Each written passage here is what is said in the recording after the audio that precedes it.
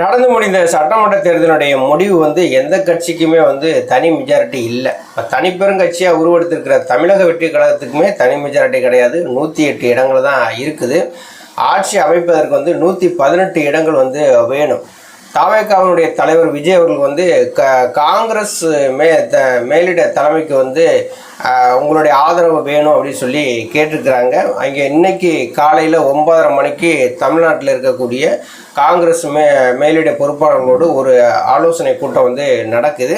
கண்டிப்பாக காங்கிரஸ் விஜய்க்கு ஆதரவு கொடுப்பாங்க. விஜய் நினைக்கிறது என்ன அப்படின்னா, தமிழகத்தில் ஒரு மதச்சார்பற்ற ஒரு கூட்டணியை உருவாக்கி நம்ம ஆட்சி செய்யணும் அப்படின்னு தான் அவர் இப்போ காங்கிரஸை ஆதரவு தாங்க அப்படின்னு சொல்லி கேட்டிருக்காரு. இதற்கு இடையிலேயே பார்த்தீங்கன்னா மிகப்பெரிய ஒரு அரசியல் ஓடிக்கிட்டு இருக்கு.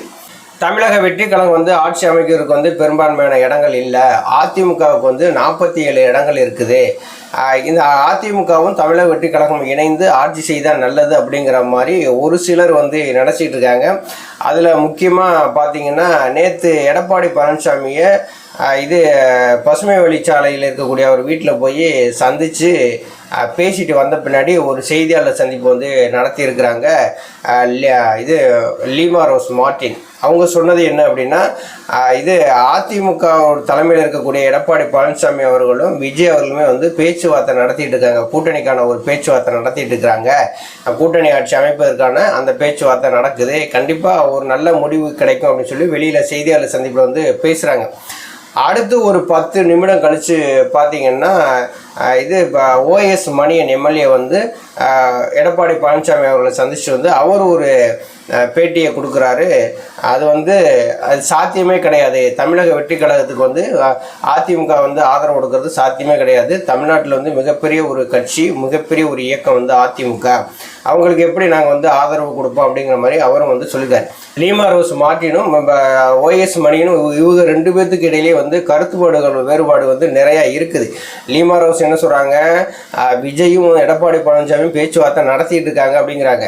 இவர் ஓஎஸ் மணின்னு என்ன சொல்கிறாரு, அதெல்லாம் நாங்கள் தான் ஒரு பெரிய கட்சி, நாங்கள் ஆதரவு கொடுக்கணும், அதெல்லாம் கொடுக்க மாட்டாங்க அப்படின்னு சொல்லி இவர் பேசுகிறார்.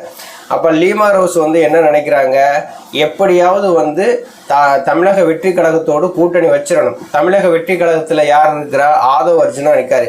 அந்த ஆதவ் அர்ஜுனா இவர் மார்ட்டினோட மருமக.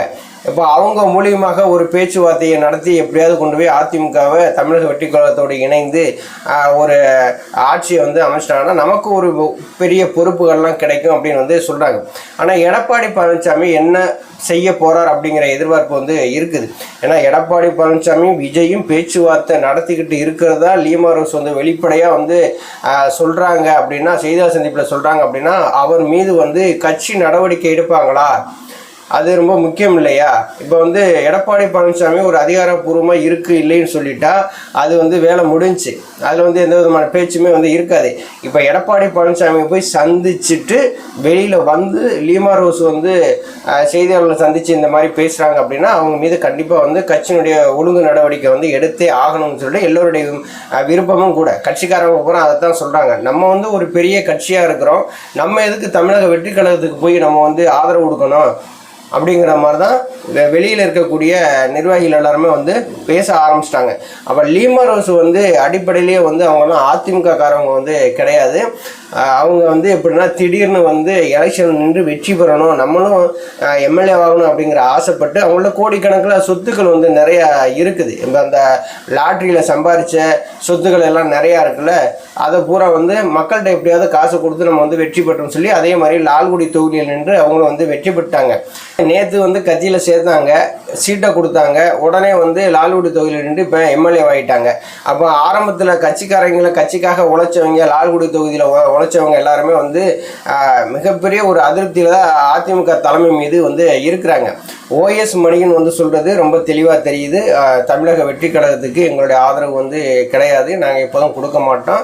அதை தான் வந்து தலைமையும் வந்து சொல்லணும். ஏன்னா நாங்கள் ஒரு பெரிய கட்சியாக வந்து இருக்கிறோம், நாங்கள் எதுக்கு அவங்களுக்கு ஆதரவு கொடுக்குறோம் அப்படிங்கிறாங்க. இப்போ லீமார் ஹவுஸ் சொல்கிறத பார்க்கல. எப்படின்னா தமிழ்நாட்டில் எப்படியாவது லாட்ரி சீட்டுகளை கொண்டு வந்துடலாம்னு சொல்லிட்டு அவங்க பிளான் பண்ணி எல்லாம் பண்ணுறாங்க போல். கட்சியில் இருக்கக்கூடிய நிர்வாகிகள் வந்து லீமார் ஹவுஸ் வந்து எதுக்கு வந்து வெளியில் இந்த மாதிரியான நியூஸ் எல்லாம் வந்து பரப்புகிறாங்க, அவங்க மீது நடவடிக்கை எடுங்க அப்படின்னு வந்து சொல்கிறாங்க. அப்போ பணம் காசு இருக்கிறதுனால லீமார் ஹவுஸுக்கு வந்து சீட்டை கொடுத்து இன்னைக்கு லால்குடி தொகுதியில் நிற்க வச்சு வெற்றி பெற வச்சிருக்கிறாரு எடப்பாடி பழனிசாமி. அவர் மீது நடவடிக்கை எடுப்பாங்களா அப்படிங்கிறத எல்லாருடைய எதிர்பார்ப்பாக வந்து இருக்குது. நன்றி, வணக்கம்.